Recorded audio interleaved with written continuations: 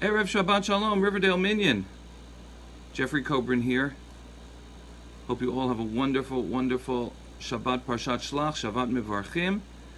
An honor to share a few Torah thoughts with you as we get ready for Shabbos. These past few months have taught us really, I think, how much we take for granted, whether it's our health, or our families, or our homes, or our shul, or our schools, or even our society and its morality, and even recently who keeps us safe within that society. Life has felt even surreal, and I've sometimes felt that I'm waiting for the alarm clock to wake me up, and it'll be like the last 5 minutes of The Wizard of Oz when everything goes back to black and white and Dorothy realizes it's all a dream. But unfortunately, it's not all a dream. Jack Hughes and Nick Feldman of Wang Chung, that's not a band that Avram Hyman probably follows, in 1985 sang to us, "Wake up, stop dreaming, wipe the sleep from your eyes." The challenge for all of us in these times is to wake up. Rabbi Dr. Norman Lamb, Zecher Tzadik Lebracha, someone who I had the zchut to know my entire life, said that the criterion of wakefulness is the ability to get out of oneself. He says that has to be the most basic answer to all those who wonder if they really are awake. People who complain of the feeling that life seems to be passing them by, who worry that they seem to be skimming over the surface of life like some excellent but unwilling water skier, who never seem to taste deeply of the cup of life. So our challenge in these dreamlike times is to see beyond ourselves. And we can get really worried about our own health, or about our groceries, about our toilet paper supply, and we can forget there's a world out there. And I think that's one of the amazing things about these protests, that these are people who have not forgotten those around them. They're awake. They're not just woke. They are awake. Rabbi Lamb said that the egocentric, the narcissist, the boy or girl or man or woman lost in daydreams, always feeding his or her own ego, caught up in reveries of self-indulgent, is verschlafen, asleep, at most semi-conscious. He said it's only when you get out of yourself, when you're engaged with others, that you can consider yourself awake. Wake up. Stop dreaming. So how do we do that? How do we wake up?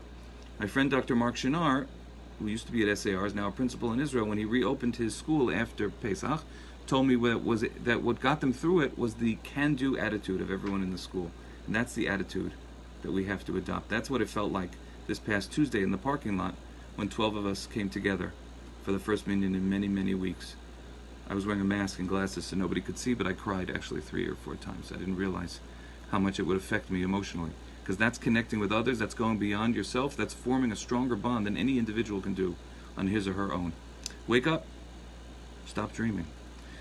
When my youngest daughter recently learned how to ride a bike, she knew each of the individual parts of what to do. She didn't have the confidence, though, to put it all together. The coach who got her there, which was not me or my wife, said to me, it's really all about attitude. And that's important to remember.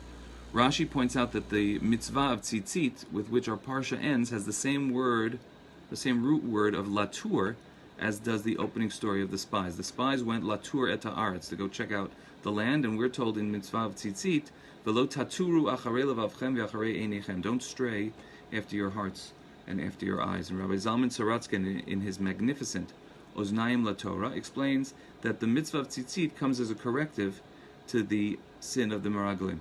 We can't allow our eyes and hearts to lead us astray, as did the spies and ultimately all the people. We need to be like Kalev and like Yehoshua, not like the other 10 meraglim. Alo na'aleh. We can do it, they said. Wake up, stop dreaming, and we can do anything. Rabbi Lamb added that when that famous boat was sinking and all the passengers except Jonah were praying, the captain rightly reproached Jonah with the famous and sharp words, Ma lecha nirdam. What are you doing sleeping? He should have done as the others did, be concerned with the safety and security of his fellows, but instead he was not.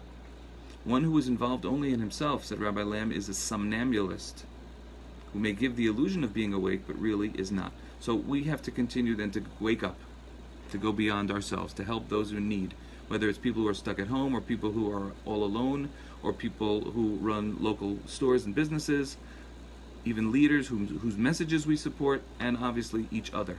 We have to be like Kalev and like Yehoshua. And if we do that, I think, we won't be waiting to wake up, but we'll know that we're already there. Have a wonderful, wonderful Shabbos.